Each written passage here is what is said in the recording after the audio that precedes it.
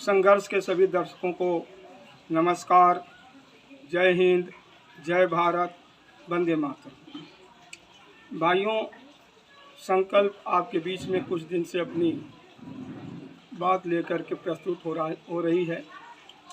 वास्तव में बात यह है कि भारतीय राजनीति में उत्तर प्रदेश में चुनाव की सरगर्मी चल रही है।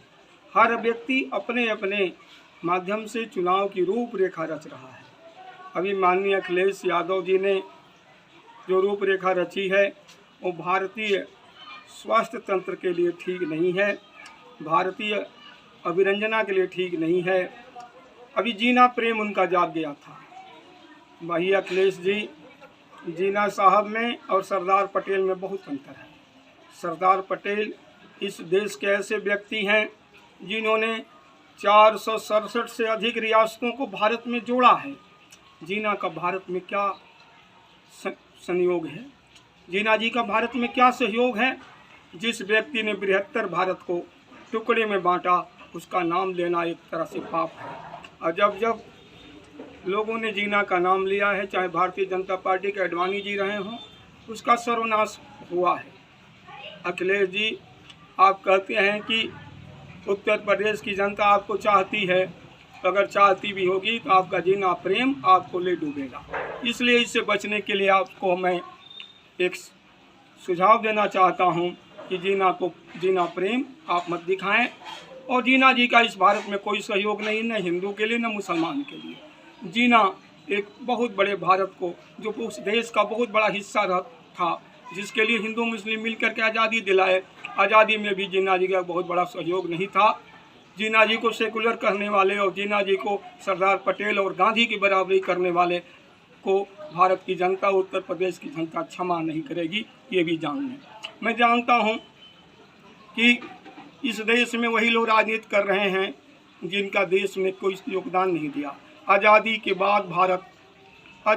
बाद भारत लूट का घर हो गया। सपूत जो था वो तो समर नहीं सोया। बहुत लोग इस आज़ादी के लिए अपना प्राण न्यौछावर कर दिए, प्राण को देश के लिए भेंट कर दिए। उनका नाम लेने में आपको क्यों शर्म आ रही है? आप चंद्रशेखर आज़ाद का नाम नहीं ले सकते, आप मदन मोहन मालवीय का नाम नहीं ले सकते, आप मंगल पांडे, झांसी की रानी का नाम लेने में आपको मज़ा नहीं आता। आप जीना का नाम ले करके इस प्रदेश में, इस देश में इस्लामीकरण करना चाहते हैं। इस भारत में इस्लामीकरण के आधार पर राजनीति नहीं हो सकती। अगर आप इस्लामीकरण की राजनीति करना चाहते हैं तो भारत के लिए बहुत बड़ा दुर्भाग्य कदम है। ये दुर्भाग्य कदम मुलायम सिंह को मैं जानता हूँ, चंद्रशेखर जी के पास रहते थे, हम लोग भी रहते थे, तो हम जानते हैं वो एक गरीबों की बात कहते थे।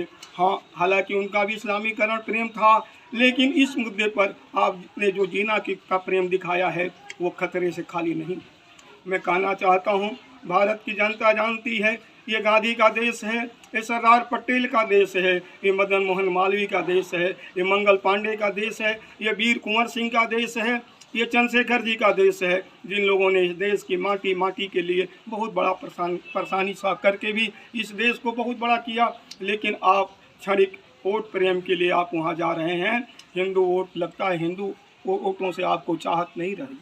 अगर हिंदू वोट से चाहत आपकी बिगड़ गई, आप एक और काम कर रहे हैं। जाति की राजनीति आपके घर से चली है, जाति का धुआं आपके घर से निकला है, वो आग बन करके धधकना चाहती है। अभी ओम प्रकाश राजभर से आपका मेल हुआ है। ओम प्रकाश राजभर जी पता नहीं क्या क्या कह रहे हैं ब्राह्मण बहुत चालाक हैं, वो ये बिगाड़ देंगे, ये कर देंगे, कि उनको ब्राह्मणों के बारे में खबर भी नहीं है।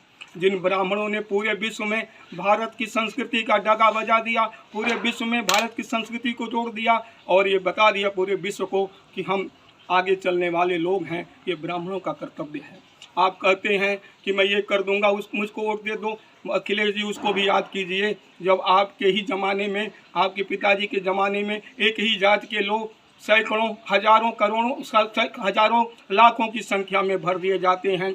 एक ही जात का काम किया जाता है। आपके पास एक जाति के नवाब और आए हैं। आप यहाँ आपके जात के नवाब, एक जाति के नवाब राजभर जी आए हैं, ओम प्रकाश राजभर जी। इस टेम्पू ड्राइवर साहब को बहुत अधिक ज्ञान हो गया है, वो अधिक ज्ञान में ज़्यादा फिसल रहे हैं। उनको पता नहीं है। उन्होंने अपने जाति राजभरों का कुछ काम किया है? उनसे पूछिए कितने राजभर को उन्होंने भोजन दिया है, कितने राजभर को उन्होंने मकान बना दिया है, उनसे पता तो कीजिए। राजभर के लोग मैं देखता हूँ ठाकुरों के यहाँ, ठाकुर साहब हमारा ये काम नहीं हुआ, हमारी लड़की की शादी है, मुझे ये दे दीजिए। क्या वो राजभर लोग के लोग वो क्यों नहीं जाते हैं ओम प्रकाश राजभर के पास? वो जाते हैं पंडित जी के यहाँ, वो जाते हैं दूसरी जाति के लोग। इस देश को जाति में मत करिए, कौमों को कबीलों में मत बांटिए, इस सफ़र को मीलों में मत बांटिए। एक नदी की तरह है हमारा वतन, इसे तालों और झीलों में मत बांटिए। आप बांटने का काम कर रहे हैं, इस देश के लिए बंटवारा ठीक नहीं है। अखिलेश जी, आपके घर से ही ये जाति का हंगामा शुरू हुआ है, अब इसको ख़त्म कीजिए। जातिवाद में देश को मत बांटिए, ये देश के लिए खतरा है। और इस देश के लिए मैं जानता हूँ सभा जाति के लोग कुछ कहते नहीं हैं, और जाति के लोग भी। अब मैं देखता हूँ राजभर की अलग राजनीति शुरू हो गई है, कुर्मियों की अलग राजनीति शुरू हो गई है, और निषादों की अलग राजनीति शुरू हो गई है। एक एक जाति का, नाइयों की अलग राजनीति शुरू होने वाली है। क्या एक एक जाति का नुमाइंदा यही बात कहेगा, देश में जातियों के नाम पर बंटवारा करेगा? फिर ये देश अक्षुण भारत कहाँ रह जाएगा, अखंड भारत कहाँ रह जाएगा? आपका दिशा कहाँ है, आपकी दशा क्या है? आप दिशा और दशा को बदलने जा रहे हैं, मुझे अच्छा नहीं लगता, मैं आपका विरोध कर रहा हूँ। दिशा दशा को बदलने दीजिए और राजनीति को किसी जाति और धर्म के नाम पर मत बांटिए। इन्हीं शब्दों के साथ मैं कहना चाहता हूँ, अखिलेश जी संयम लीजिए और इस देश को अखंड भारत रहने दीजिए। जय हिंद, जय भारत।